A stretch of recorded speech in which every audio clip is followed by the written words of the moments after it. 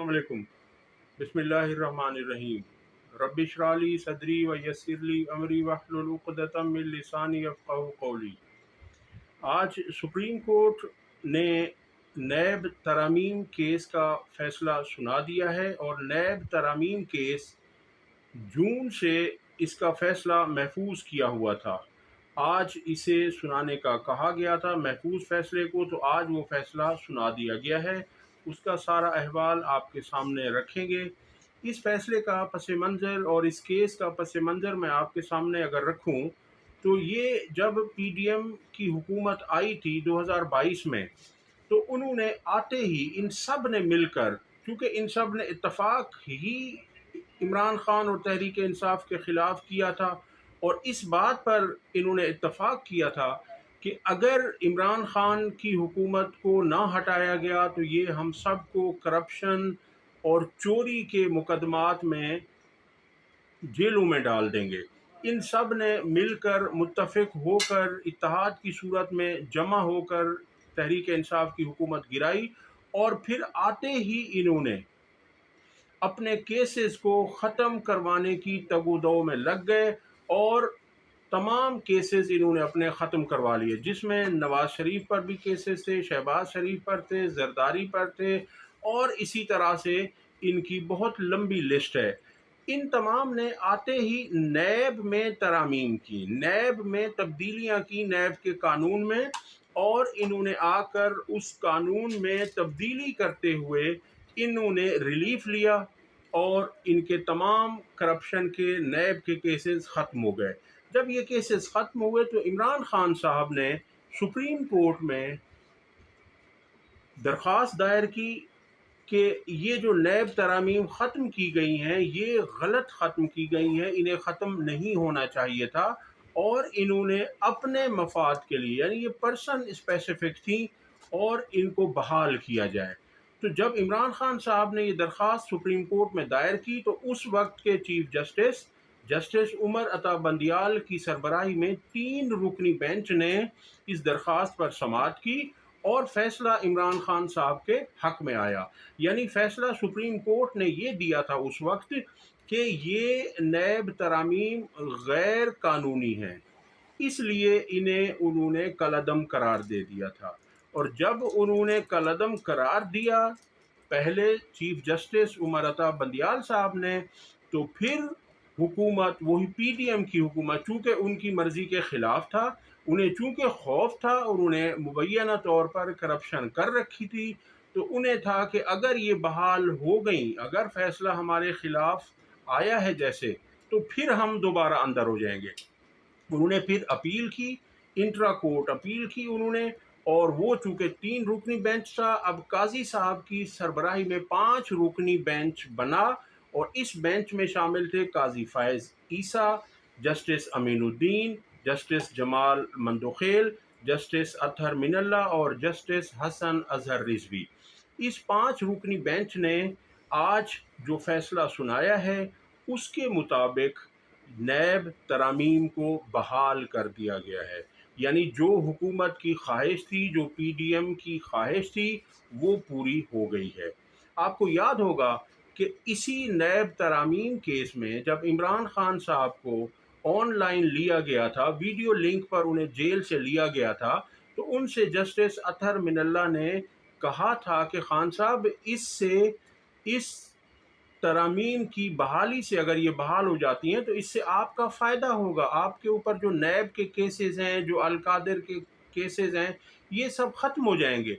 तो इमरान खान साहब ने बहुत अच्छा जवाब दिया था, खूबसूरत जवाब दिया था। उनका कहना था कि मेरे तो केसेस ख़त्म हो जाएंगे, मुझे तो ज़ाती तौर पर फ़ायदा हो जाएगा, लेकिन जो मेरे मुल्क का नुकसान होगा वो नाकाबिल तलाफ़ी होगा।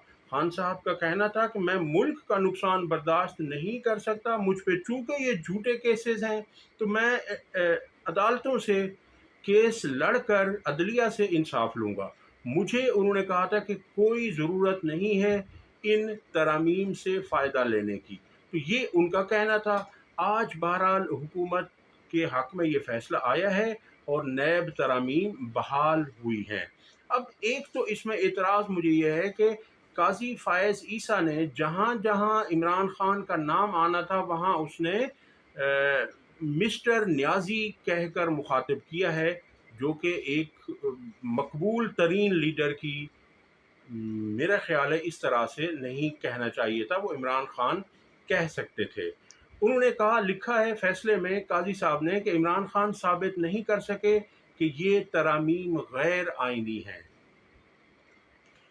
سپریم کورٹ نے نیب ترامیم کالعدم قرار دینے کے خلاف وفاقی حکومت سمیت دیگر متاثرین کی انٹرا کورٹ اپیلیں منظور کر لیں۔ سپریم کورٹ کے اس فیصلے کے بعد نیب آرڈیننس میں 2022 میں ہونے والی ترامیم اپنی حالت میں بحال ہو گئیں۔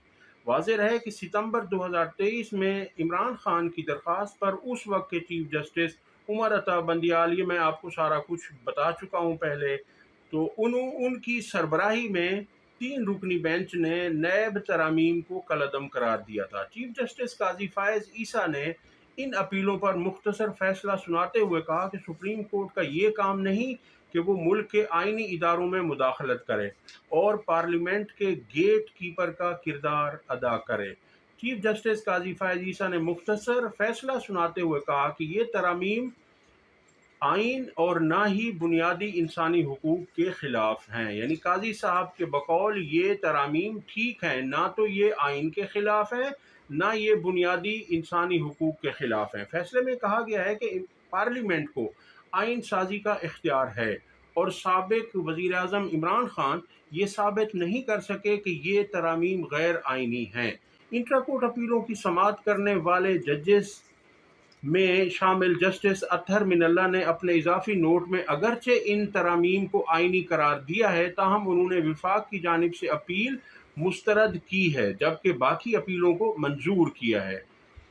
اب اس میں ہے کہ نیب کی ترامیم تھیں کیا اس وقت، یہ میں آپ کے سامنے تھوڑے سا رکھ دوں۔ نیب کے قانون میں 27 ترامیم سے متعلق بل گزشتہ قومی اسمبلی اور سینیٹ سے مئی 2022 میں منظور کیا گیا تھا، تاہم صدر عارف علوی نے اس بل پر دستخط کرنے سے انکار کر دیا تھا، جس کے بعد پی ڈی ایم کی حکومت نے جون 2022 میں قومی اسمبلی اور سینیٹ کا مشترکہ اجلاس بلا کر اس کی منظوری دی تھی۔ اس قانون کے تحت بہت سے معاملات کو نیب کے دائرہ اختیار سے نکال دیا گیا تھا اور یہ بھی کہا گیا تھا کہ ان ترامیم کو قومی احتساب آرڈیننس 1999 کے آغاز سے نافذ سمجھا جائے گا۔ قانون میں جو اہم ترامیم کی گئی ہیں اس میں کہا گیا تھا کہ نیب 50 کروڑ سے کم مالیت کے معاملات کی تحقیقات نہیں کر سکتا، یعنی نیب کو اگر 49 کروڑ اور 99,99,000 تک کی وہ ہے تو وہ نیب نہیں کرے گا، وہ عام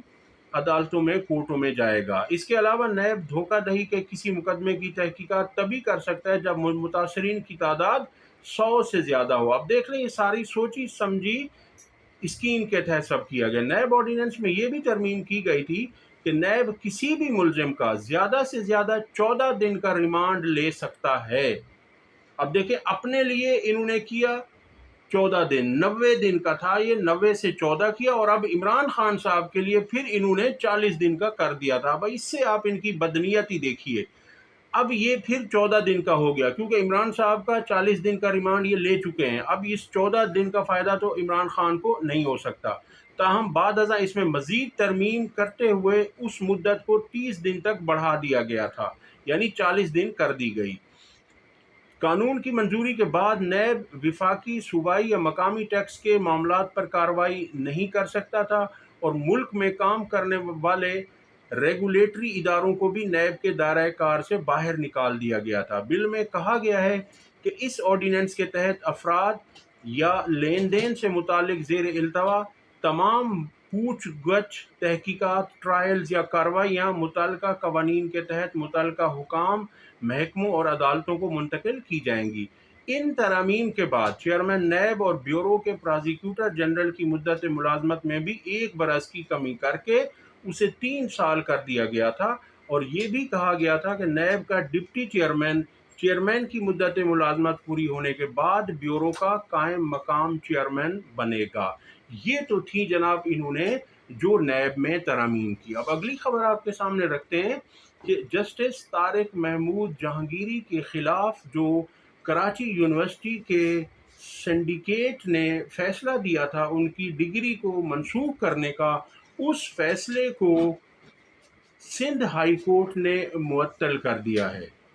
سندھ ہائی کورٹ کے 2 رکنی بینچ نے، جس میں جسٹس صلاح الدین پنور اور جسٹس امجد علی سہتو شامل تھے، انہوں نے اس پر فیصلہ دیا ہے اور انہوں نے یونیورسٹی کے سنڈیکیٹ کے اس فیصلے کو معطل کر دیا ہے۔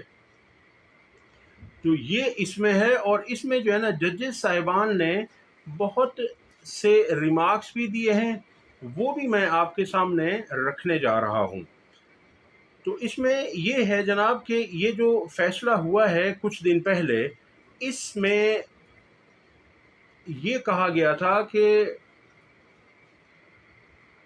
جسٹس طارق محمود جہانگیری کی ڈگری سے متعلق درخواست پر انفیئر مینز کمیٹی یعنی UFM کے تحت سفارشات اور سنڈیکیٹ کا فیصلہ معطل کرتے ہوئے یونیورسٹی کو اس حوالے سے مزید اقدامات سے روک دیا ہے۔ درخواست گزار کے وکیل نے موقف اختیار کیا کہ انفیئر مینز کمیٹی اور سنڈیکیٹ نے جسٹس طارق محمود جہانگیری کی ڈگری غیر مؤثر قرار دی تھی۔ انہوں نے یہ نہیں کہا تھا کہ یہ جعلی ہے، انہوں نے کہا غیر مؤثر ہے۔ جسٹس صلاح الدین پنور نے ریمارکس دیے کہ کس کی ڈگری کا کیس ہے، یونیورسٹی نے اب تک کتنے فیصلے کیے ہیں اس قسم کے۔ وکیل نے کہا کہ سنڈیکیٹ نے غیر شفاف طریقے سے فیصلہ دیا ہے۔ جسٹس صلاح الدین پنور نے استفسار کیا کہ کب کی ڈگری ہے، وکیل نے موقف دیا 30 سال پرانی ہے۔